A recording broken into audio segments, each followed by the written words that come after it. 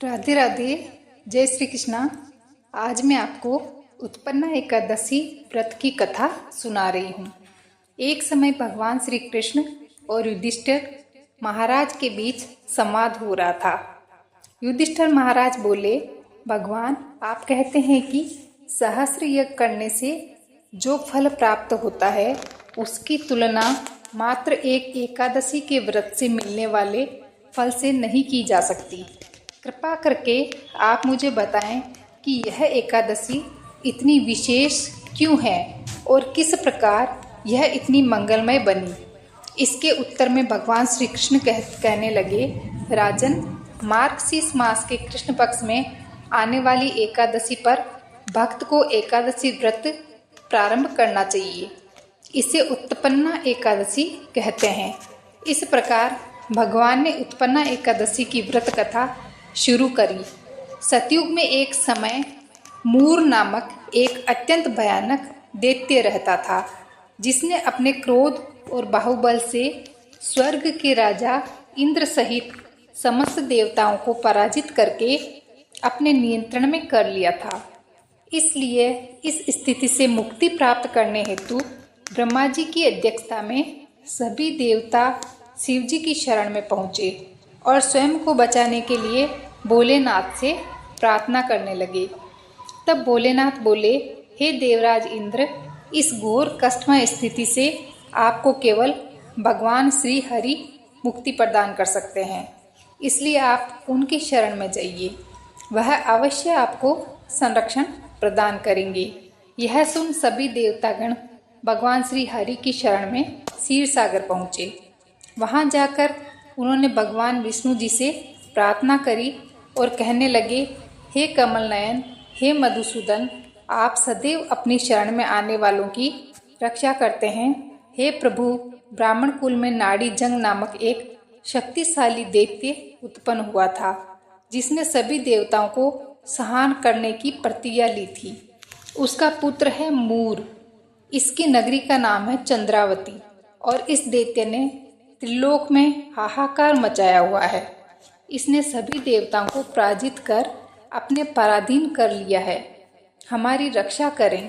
यह सुनकर भगवान श्री हरि क्रोधित हो गए और उन्होंने सभी देवताओं से कहा कि वह सभी इसी क्षण चंद्रावती पर आक्रमण करें और भगवान स्वयं इस युद्ध का नेतृत्व करेंगे। जब मूर दैत्य ने उन सभी को अपनी नगरी की ओर आते हुए देखा तो वह अपने सैनिकों के साथ गर्जना करता हुआ आगे बढ़ा। भगवान और मूर दैत्य के बीच भयानक युद्ध हुआ। मूर दैत्य ने अपनी मायावी शक्तियों का प्रयोग किया और भगवान श्री हरि उसे परास्त कर रहे थे। इस प्रकार देवताओं के 1000 वर्षों तक यह युद्ध चलता रहा। इसके बाद भगवान ने अपनी एक दिव्य लीला प्रकट की। भगवान अचानक युद्ध क्षेत्र से अदृश्य हो गए और बद्री का आश्रम में चले गए। वहाँ उन्होंने हेमावती नाम की एक अत्यंत सुंदर गुफा में विश्राम किया। जब मूर को यह बात पता चली कि भगवान विश्राम कर रहे हैं तो उसने निश्चय किया कि अब वह भगवान श्री हरि का वध कर देगा। उसी क्षण वह उस गुफा में पहुंच गया। उसी क्षण भगवान के शरीर से एक अति तेजमय कन्या उत्पन्न हुई। वह बिजली के समान तीव्र और समस्त अस्त्र शस्त्रों से सुसज्जित थी। इस कन्या ने मूर को युद्ध के लिए ललकारा। इस अत्यंत कांतिमय कन्या को देखकर मूर भी आश्चर्यचकित हो गया। युद्ध की ललकार को उसने अनसुना नहीं करा और उसने भगवान को छोड़कर उस कन्या से युद्ध प्रारंभ कर दिया।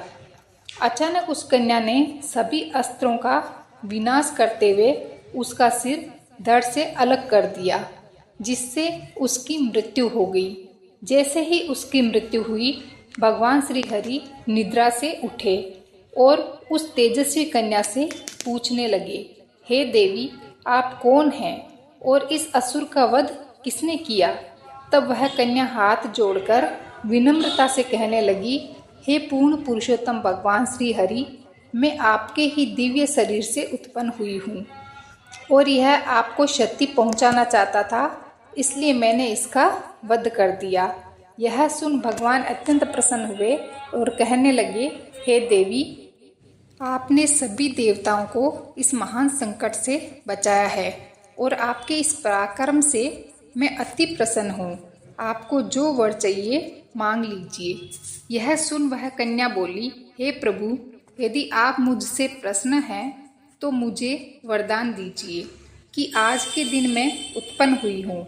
जो भी व्यक्ति आज के दिन उपवास कर आपकी पूजा आराधना करे, मैं उसके समस्त पाप नाश कर सकूं।